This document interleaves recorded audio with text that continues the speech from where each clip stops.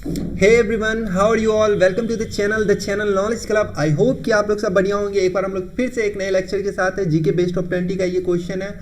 Already मैंने बहुत सारे जीके के क्वेश्चन करवा दिए और उसे प्लेलिस्ट उसमें और उन सारे को मैंने प्लेलिस्ट बना के सारे को डाल दिया। ठीक है, ये आज हम लोग का एक नया लेक्चर है। चलिए इसे शुरू करते हैं।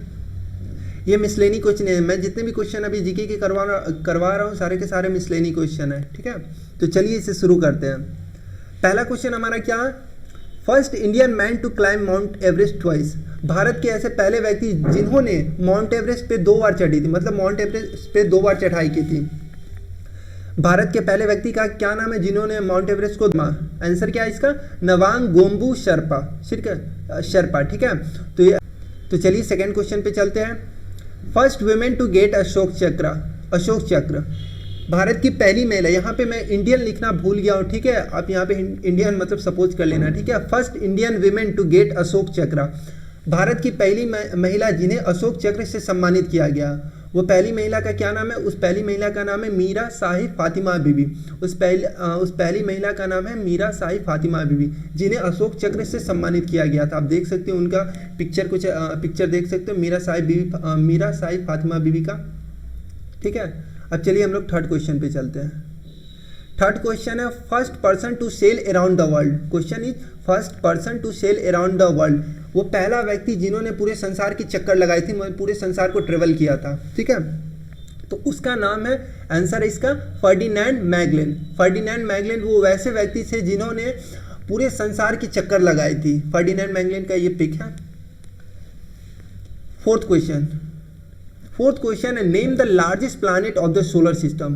Question, name the largest planet of the solar system. Solar system का सबसे बड़ा प्लैनेट कौन सा? हिंदी में इसको कहे तो सौर्य मंडल का सबसे बड़ा ग्रह कौन सा? सबसे बड़े ग्रह का क्या नाम है?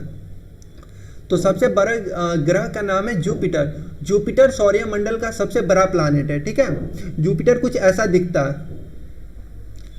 Fourth question, full form of SIM का फुल फॉर्म क्या होता है?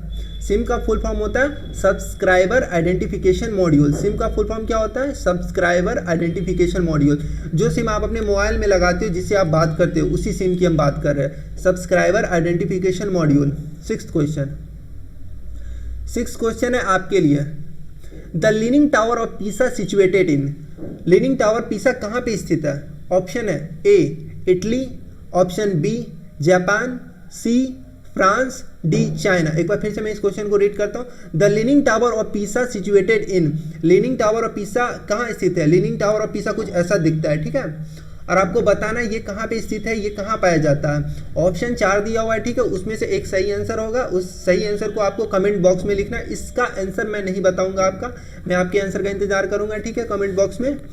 जिस तरह से मैंने पिछले वाले लेक्चर में एक क्वेश्चन को रहने दिया था आपके लिए, उसी तरह से इस लेक्चर में भी एक क्वेश्चन को आपके लिए रहने दूंगा। ठीक है, ताकि आप इसके आंसर को कमेंट बॉक्स में लिखेंगे और इसका आंसर मैं नेक्स्ट लेक्चर में बताऊंगा आपको।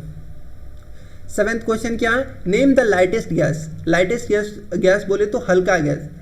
सबसे हल्के गैस का क्या नाम है? हल्के गैस का नाम है हाइड्रोजन। हाइड्रोजन एक ऐसा गैस है जो बाकी गैस से बहुत ही हल्का होता है। H2 hydrogen. Which is the smallest and least populated country in the world? Which is the smallest and least populated country in the world? संसार का ऐसा कौन सा देश है जो बहुत ही छोटा है, मतलब क्षेत्रफल में, एरिया में भी छोटा, और वहाँ का जो जनसंख्या बाकी कंट्री के कंपैरिजन में, बाकी कंट्री की तुलना में बहुत कम है। जनसंख्या भी कम है और एरिया भी कम है। तो वो उस देश का क्या नाम है? उस देश का नाम है वेटिकन सिटी। ठीक है, वेटिकन सिटी एक ऐसा कंट्री है जहाँ की पॉपुलेशन भी कम है और एरिया भी कम है। तो आपने देख लिया, इसका आंसर हो गया वेटिकन सिटी। और वेटिकन सिटी कुछ ऐसा भी दिखता है। ठीक है, वेटिकन सिटी कुछ ऐसा दिखता है। Black flag stands for. Black flag जो होती है, जो काला झंडा है, वो किस चीज़ का संकेत है, किस चीज़ का प्रतीक है? ब्लैक झंडा जो होता है, जो ब्लैक फ्लैग होता है, वो प्रतीक है symbol of protest. Symbol of protest मतलब किसी चीज़ के विरुद्ध में, किसी चीज़ के क्या खिलाफ में। फॉर एग्जाम्पल, सरकार, किसी कंट्री की सरकार उस कंट्री में कोई नियम को लागू करती है, कोई भी योजना या फिर कह सकते कोई कानून को, और उस कानून से फॉर एग्जाम्पल अगर वहाँ के लोग खुश नहीं है, नाखुश है, उस चीज़ के खिलाफ है, तो लोग क्या करते हैं, काले झंडे की सहायता से वो दिखाना चाहते हैं कि आपने जो नियम को सरकार ने जो नियम को लगाई है, जो भी कानून को क्या बोलते हैं पूरे देश भर में लागू किया, उससे हम लोग नाखुश है। काले झंडे से ये दिखाना चाहते हैं हम उस नियम के विरुद्ध है, उस नियम के क्या बोलते हैं खिलाफ है। ठीक है, तो ब्लैक झंडा का क्या काम है, सिंबल ऑफ प्रोटेस्ट करना, मतलब क्या बोलते हैं विरोध का ये प्रतीक है।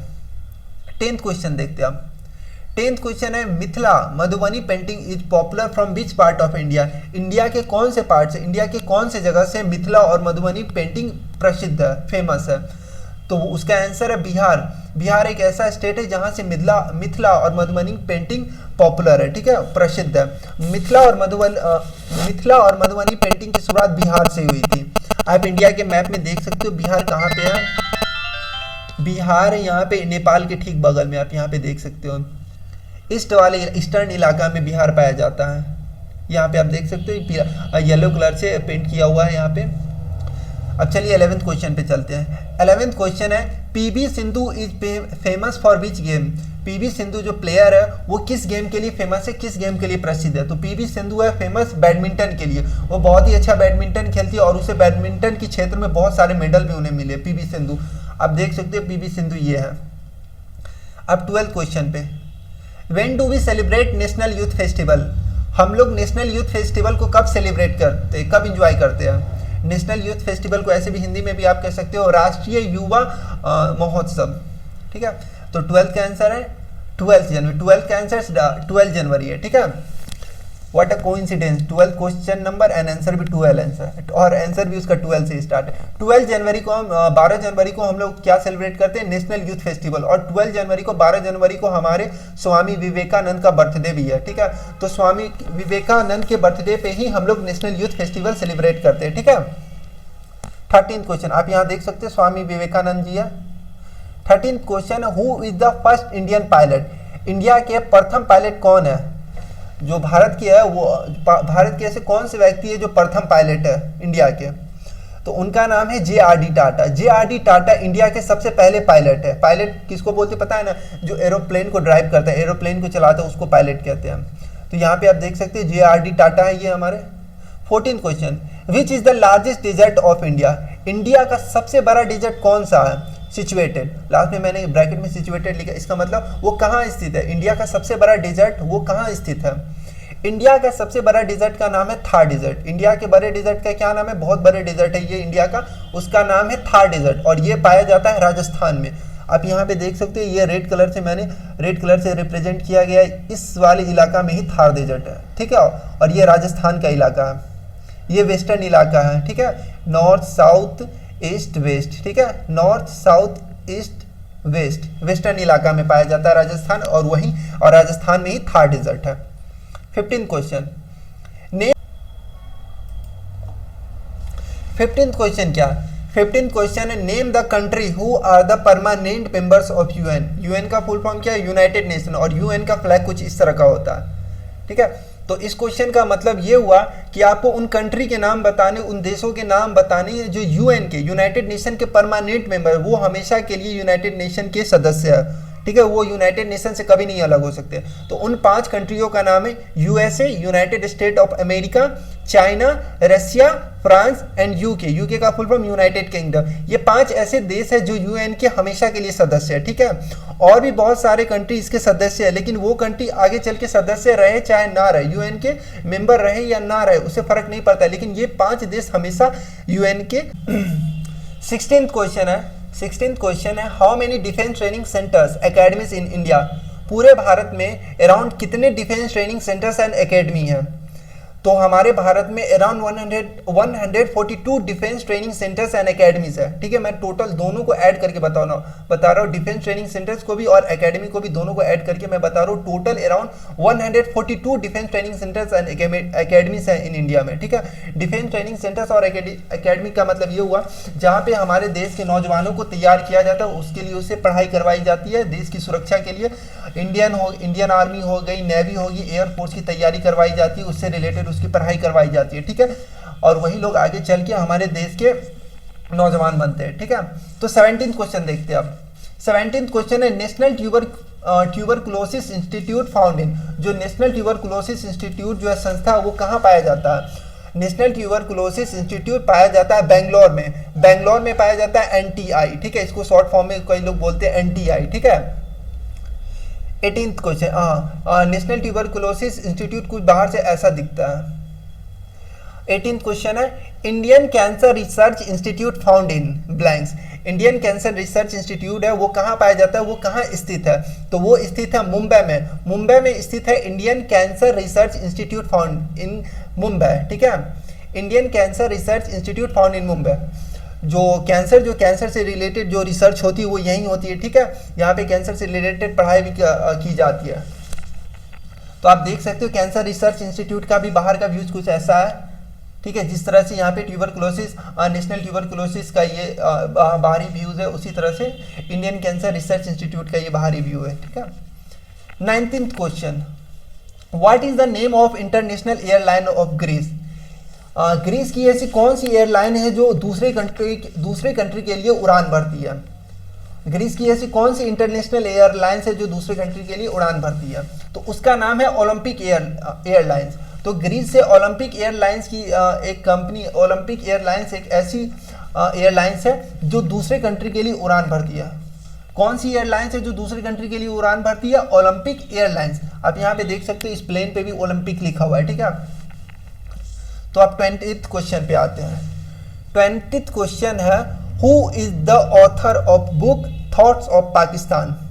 Question is who is the author of book thoughts of Pakistan. Thoughts of Pakistan एक बुक का नाम है और उस किताब को लिखने वाले लेखक का क्या नाम है? उस किताब को लिखने वाले लेखक का नाम है doctor BR Ambedkar. Full form बोले तो doctor Bhimrao Ambedkar. Thoughts of Pakistan के लेखक है डॉक्टर भीमराव अम्बेडकर, जिन्होंने हमारे देश के संविधान को भी लिखा था, ठीक है, लिखा है। तो अब हम लोग आते हैं नेक्स्ट क्वेश्चन पे। ये जो क्वेश्चन है हमारे पिछले लेक्चर का, पिछले लेक्चर में मैंने आपसे एक क्वेश्चन को डिस्कस किया था और कहा था कि इस क्वेश्चन का आंसर आप कमेंट बॉक्स के थ्रू दीजिए और इसका आंसर मैं नेक्स्ट लेक्चर में दूंगा। तो ये समय आ चुका है इसके आंसर को जानने का। तो हम क्वेश्चन को रेड करते हैं। इंडियाज लार्जेस्ट एनिमल फेयर, इसका मतलब हुआ, इसका हिंदी मीनिंग हुआ भारत का सबसे बड़ा पशु मेला कहाँ होता है? Question is India's largest animal fair. आप इसको ये भी कह सकते हो हिंदी में आप ये भी कह सकते हो विश्व का सबसे बड़ा पशु मेला, विश्व को या भारत को, ठीक है, क्योंकि विश्व में भी अगर आप इसे विश्व से भी कंपेयर करो तो भारत से बड़ा पशु मेला कहीं और नहीं होता है, ठीक है। तो क्वेश्चन है इसका क्या, इंडियाज लार्जेस्ट एनिमल फेयर, भारत का सबसे बड़ा पशु मेला कहाँ होता है? Option A Bihar, option B Rajasthan, option C Gujarat, option D Mizoram. तो इसका सही आंसर है ए बिहार, ठीक है। तो बिहार में सबसे बड़ा पशु मेला, बिहार में भारत का सबसे बड़ा पशु मेला होता है, या फिर कह सकते हैं पूरे विश्व में सबसे बड़ा पशु मेला बिहार में होता है, ठीक है। तो आप यहाँ पे देख सकते हैं आंसर बिहार है। तो आई होप कि आपको ये पूरे लेक्चर आपको अच्छे तरीके से समझ में आई होगी, किसी तरह की प्रॉब्लम नहीं होगी। तो मैं उम्मीद करता हूँ कि आप जो क्वेश्चन है उसे सही तरीके से समझ रहे होंगे, किसी तरह की कठिनाई नहीं आ रही होगी। तो चलिए आज के लिए इतनी ही रहने देते हैं, फिर हम लोग मिलेंगे एक नेक्स्ट लेक्चर में, एक बढ़िया सा लेक्चर में, एक एनर्जेटिक मूड में, एक रिफ्रेशमेंट माइंड के साथ, ठीक है।